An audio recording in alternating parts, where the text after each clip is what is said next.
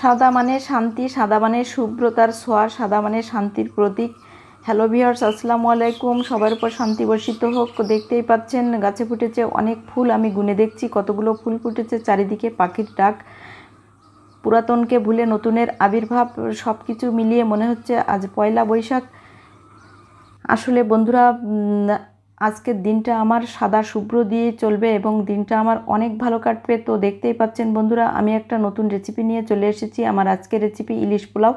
পান্তা ইলিশ না খেয়ে আমি একটু ইলিশ পোলাও করছি। দেখতেই পাচ্ছেন আমি কিছু ইলিশ মাছের পিসেস নিয়েছি।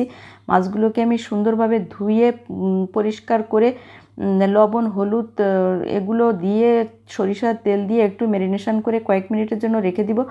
আপনারা চাইলে অন্যভাবেও ম্যারিনেশনটা করতে পারেন, টক দই মশলা টশলা দিয়ে ম্যারিনেশনটা করে ঝোলে রান্নাটাও করতে পারেন মাছগুলো। কিন্তু ইলিশ মাছটা খুবই নরম এবং কাঁটাযুক্ত, এজন্য আমি একটু অন্যভাবেই করছি। আসলে বন্ধুরা, এরই ফাঁকে আমি চাউলগুলো সুন্দরভাবে ধুয়ে পানি ঝরাতে দিয়েছি। মাছগুলো একটু ভেজে নিচ্ছি সুন্দর করে, ওলট পালট করে ভেজে এখন আমি উঠিয়ে নিচ্ছি। আর গরম প্যানে দিয়েছি পরিমাণ মতো তেল, দিয়ে দিলাম পেঁয়াজ বাটা। আসলে অনেকগুলো উপকরণ নিয়ে আজ রান্নাটা হচ্ছে, আমি সব বাটা মশলা দিয়ে রান্নাটা করব। এর জন্য এখানে আমি পেঁয়াজ বাটা, আদা রসুন ধনিয়া জিরা, গরম মশলা, জয়ত্রী জয়ফল, জয়ত্রী নিয়েছি এক টুকরা আর জয়ফল নিয়েছি হাফ। আর সব মশলা আমি 1 টেবিল চামচ করে নিয়েছি। দেখতেই পাচ্ছেন মশলা থেকে তেল ছেড়ে দিয়েছে। এখন আমি এই অবস্থায় দিয়ে দিলাম টক দই। টক দইটা দিয়ে ভালোভাবে মিশিয়ে এখন আমি এখানে অ্যাড করব মাছগুলা। আসলে বন্ধুরা, মাছ যদি সুন্দর করে রান্নাটা করা হয় তাহলে খুবই ভালো লাগে। ইলিশ মাছ এমনি সুস্বাদু একটা মাছ, খেতে সুন্দর হয় এবং খুবই ভালো লাগে। আর সাথে যদি হয় পোলাও তাহলে তো আর কথাই নেই, মুখে লেগেই থাকবে। তো বন্ধুরা, দেখতেই পাচ্ছেন এখন আমি একটু পানি অ্যাড করছি। অল্প একটু পানি দিচ্ছি যাতে মশলার সাথে মাছটা সুন্দরভাবে মিশে যায়। ঢাকনা দিয়ে ঢাকা দিয়ে দিচ্ছি। 2 মিনিটে আমার রান্নাটা কমপ্লিট হয়ে যাবে। আপনারাও এভাবে করে দেখবেন, দেখবেন খেতে কতটা মজার হয়। দেখতেই পাচ্ছেন রান্নাটা হয়ে এসেছে এবং গ্রেভিটা কত সুন্দর হয়েছে। এখন আমি মাছগুলো উঠিয়ে নিব, গ্রেভিটা আলাদা করে রাখবো। আপনারাও অবশ্যই এভাবে করবেন, একবার হলেও ট্রাই করে দেখবেন। ইলিশ পোলাও কতটা মজার খাবার।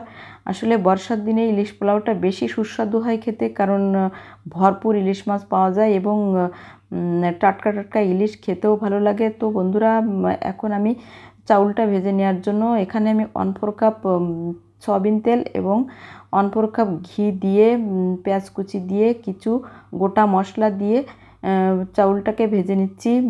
ঘিয়ের ভিতরে যদি পেঁয়াজটা দেওয়া হয় তাহলে সুন্দর একটা স্মেল ছড়ায় এবং খুবই ভালো লাগে। আপনারাও এভাবে করবেন।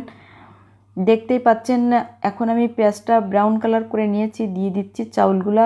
চাউলগুলা আমার সুন্দর ব্রাউন কালার করে ভাজা হয়ে গেছে। এখন আমি অ্যাড করছি সেই ইলিশ মাছের গ্রেভিটা দিয়ে ভালোভাবে মিশিয়ে নিব।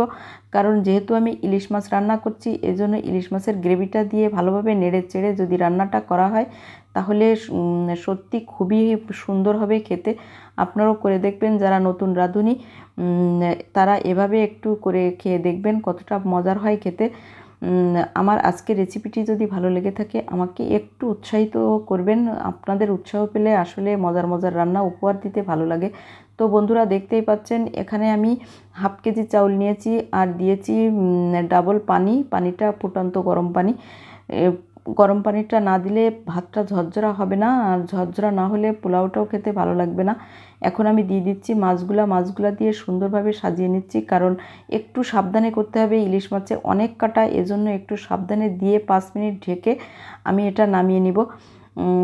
আসলে আজ বাইরে যাওয়ার ইচ্ছা ছিল কিন্তু অনেক গরম, এজন্য বাইরে না যেয়ে ঘরে বসে সুন্দর একটা রেসিপি তৈরি করলাম। আশা করি আপনাদের ভালো লাগবে। তো বন্ধুরা, দেখতেই পাচ্ছেন প্রথম লুকেই আমি অবাক, খুবই সুন্দর ঝরঝরা হয়েছে। আজ এ পর্যন্ত। সবাই ভালো থাকুন, সুস্থ থাকুন। নতুন বছর সবার জন্য ভালো কাটুক। সবাই অনেক আনন্দ করেন, এনজয় করেন। আমার রান্নাটাও এনজয় করে দেখবেন। আজ এ পর্যন্ত। নতুন কোনো আইটেমে দেখা হচ্ছে। আল্লাহ হাফেজ।